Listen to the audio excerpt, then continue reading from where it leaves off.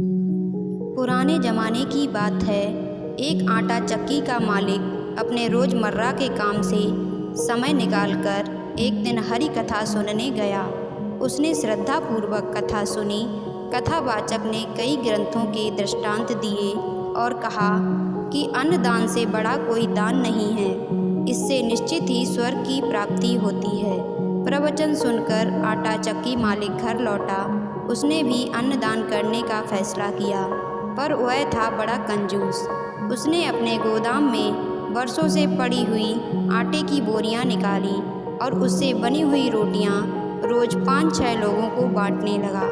आटा इतना खराब था कि कीड़े मकोड़े भी वे रोटियां ना खाते, मगर इस कंजूस को इससे कोई मतलब नहीं था। उसे तो बस किसी तरह अन्नदान करना था। उसकी पत्नी काफ़ी समझदार थी।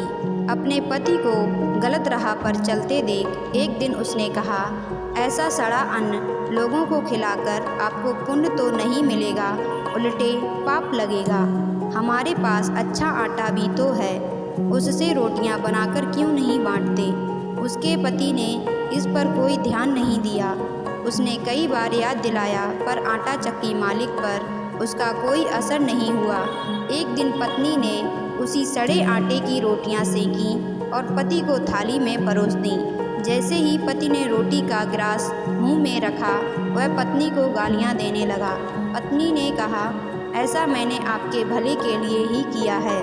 हम अपने कर्म के अनुसार ही स्वर्ग या नर्क पाते हैं। आप जो अन्नदान कर रहे हैं वह दान है ही नहीं, वह तो महापाप है।